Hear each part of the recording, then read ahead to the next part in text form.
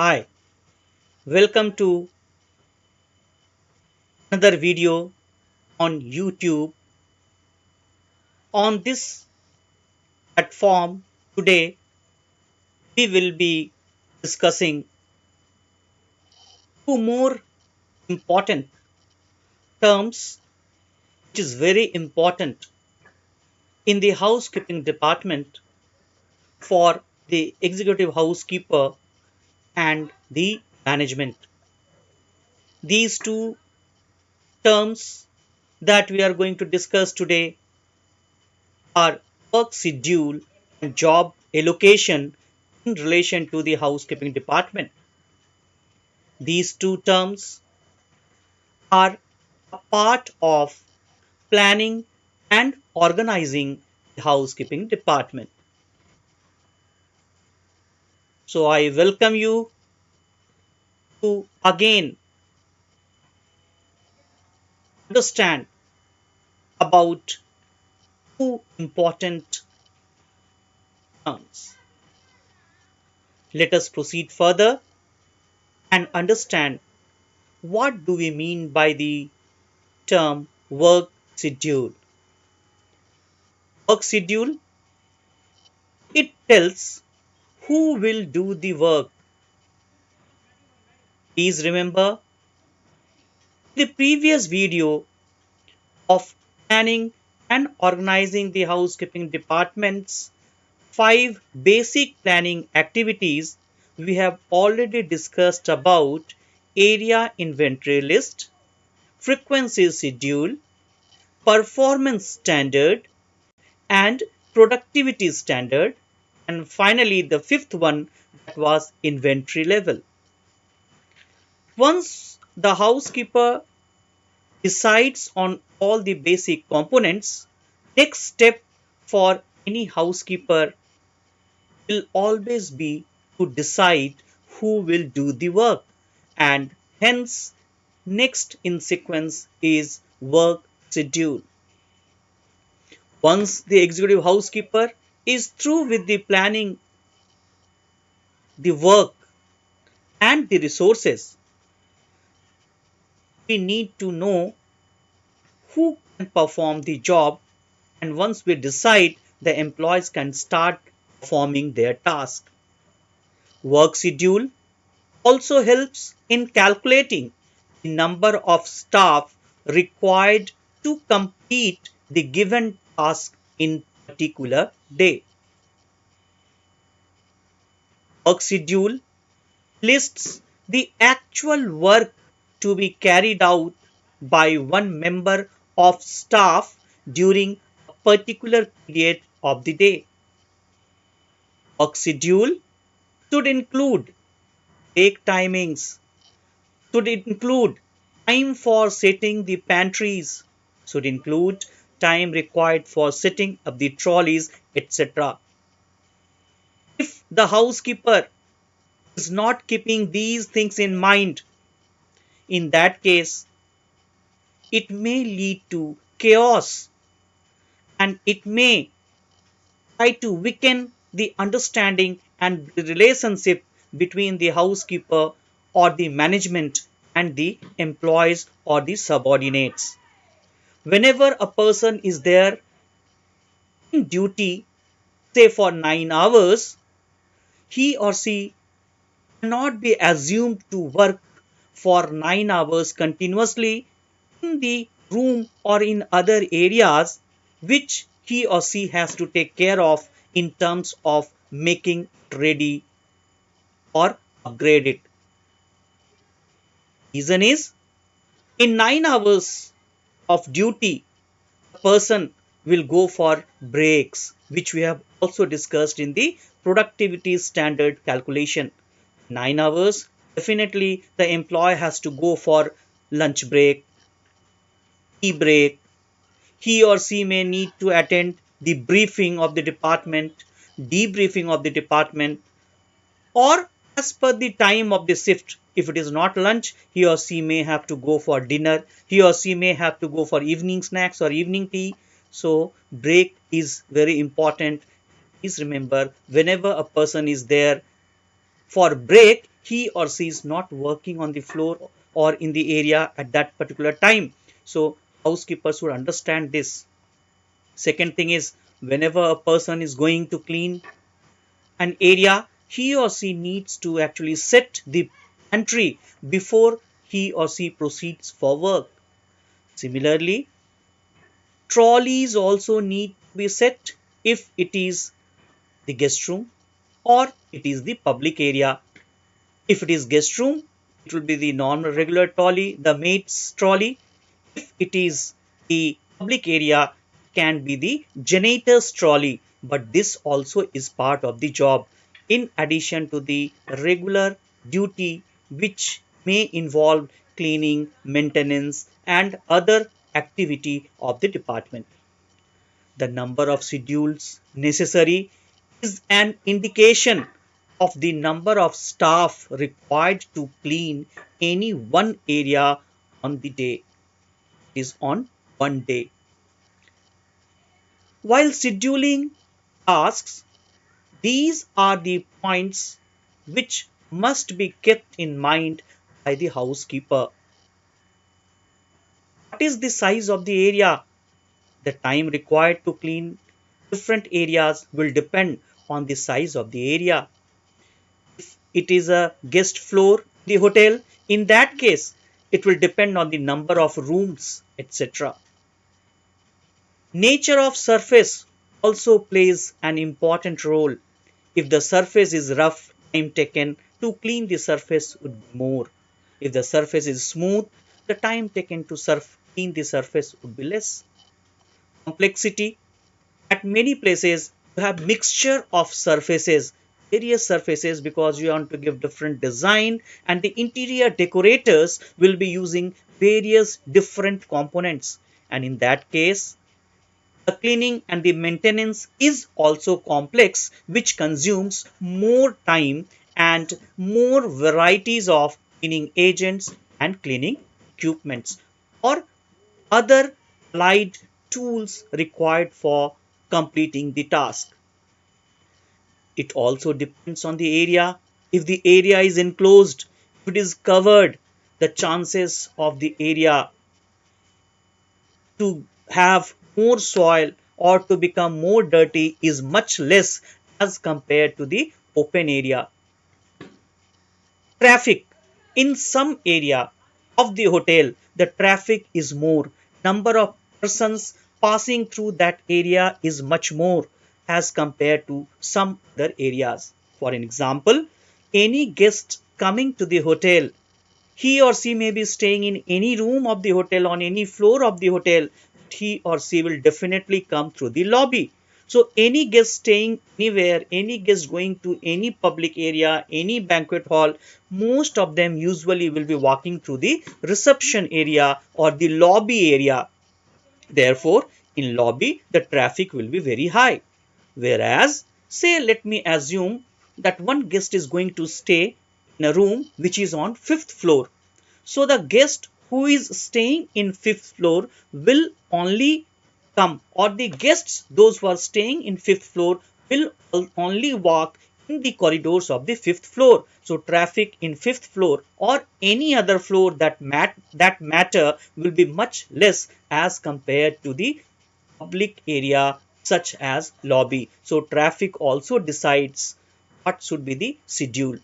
Next, availability of the staff.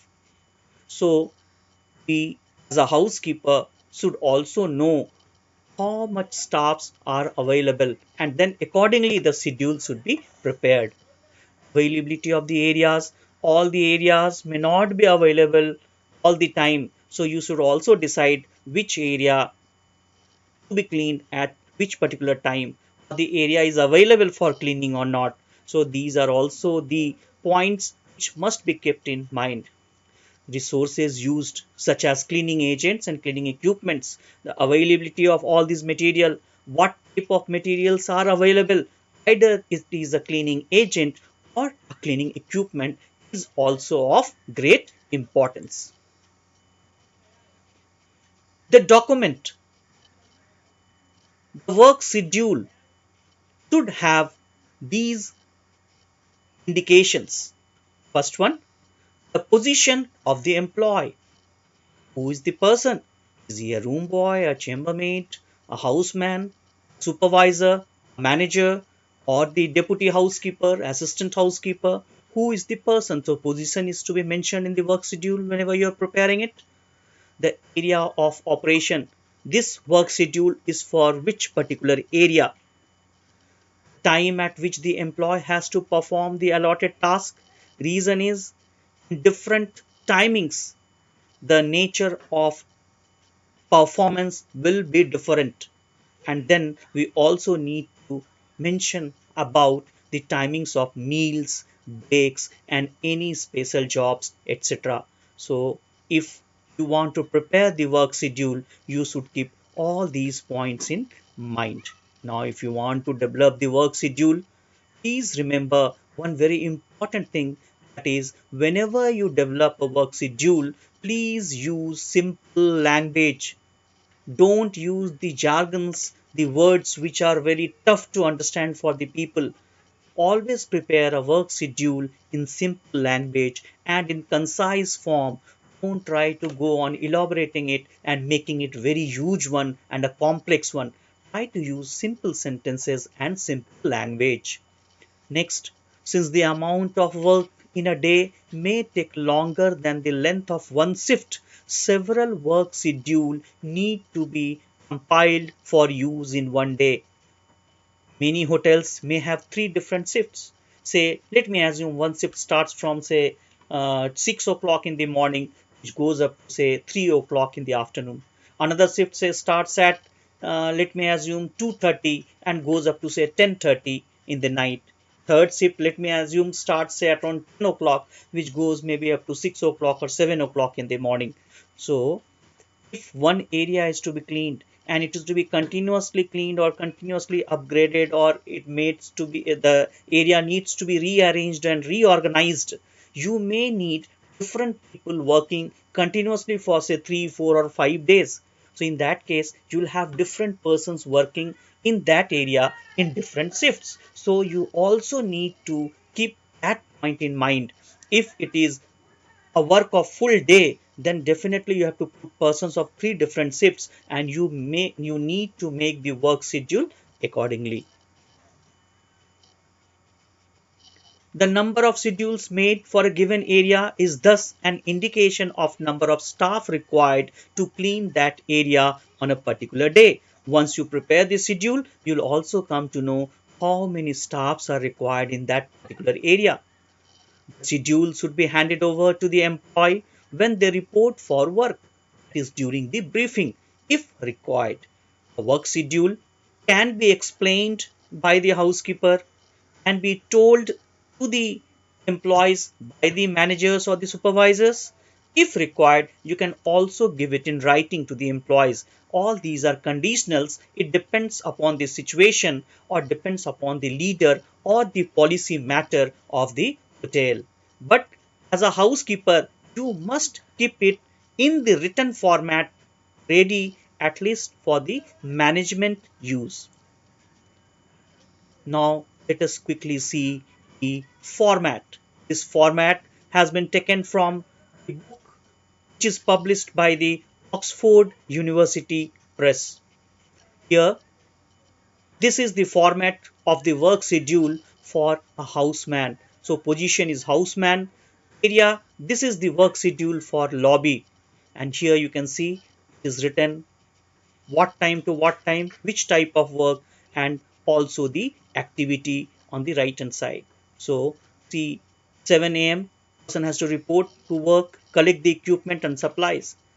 7:10 in the glass door, damp dust the lounge, dry mop the floor. So in this way, what are the nature of job that he or she will have to do? So in this way, it will describe the entire activity with the breakdowns of the timings when he or she need to do which type of job.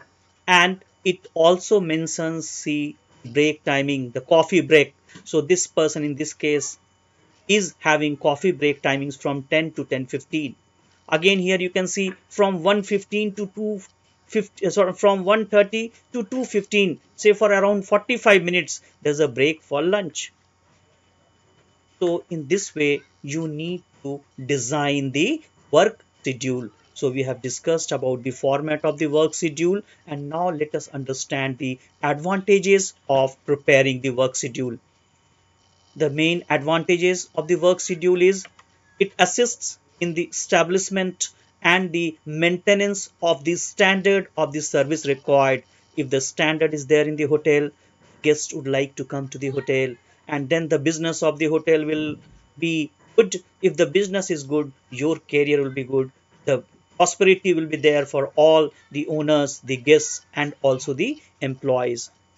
It assists in allocation of work or job, which we have understood in detail in our previous slide as well. It determines the equipment and the materials required. It determines the labor requirement. It provides the basis for controlling the cost and quality of the work. So controlling the cost and quality, two major components, especially for the finance, accounts, and the management. Then aid communication by making information available to all staff. So if you have proper work schedule, it aid you in communicating it to them in detail without missing out any bifurcation or any breakdowns. It also assists in training the staff. So these are the advantages of the work schedule. Now we'll discuss the job location. Job allocation targets the logical grouping of users or the work queues to which tasks and notifications can be assigned. So once when the work schedule is prepared, it is ready. Now the next job of the housekeeper is to allocate the job to them. He or she will have to allocate the areas to different staffs, and job allocation targets as logical grouping, who all will be there together in which all area, how many people should be sent to which area. These are the things which is done during job allocation or allocation of the job. This allows tasks and notifications to be assigned to a cross section of users in the housekeeping department. It specifies the area being allocated to the workers called on duty in a given shift. So here the allocation is done, which is again an important part during the briefing. Now, if you want to prepare a job allocation, you should keep following points in mind, especially at the time of allocation. Occupancy pattern. What is the pattern of occupancy? You'll come to know on the day, and during briefing the housekeepers must be aware about the pattern. So this could be one of the criteria to allocate the job. Traffic in the public area. According to traffic area, where you have more traffic, more number of peoples, you need to have more persons there, you need to place more people there, more employees there. Group or queue movement. Many times you have back to back movement, many guests coming together for occupying the room. So you need to have more persons there to handle, so that you can assist guests in going to their room or respective areas. So if there is a group or a crew movement, you need to have more persons on that particular floor wherever you have this group or the crew movement. Let me assume, say for example, you have many pilots and the team of the airlines coming and staying in your hotel. Or say there is a marriage party and a marriage group is going to come in a hotel. Or say for example, there's a get together of some, say, alumni of a institute are going to come, have booked your hotel, and they will be going to stay in your hotel, but most of them will come together. So to handle these things, the job allocation should be done properly, so that all of them are comfortable and all of them are taken care of. Prioritizing allocation is done for rooms, lobby, restaurants, banquet halls, and heart of the house. So in this way, the allocation is done in the hotel housekeeping department. So with this, we are closing the topic today. we have discussed about work schedule and job allocation. Thank you and bye bye. We'll try to meet in another video with some other interesting and important topic for the housekeeping department. Thank you and bye bye.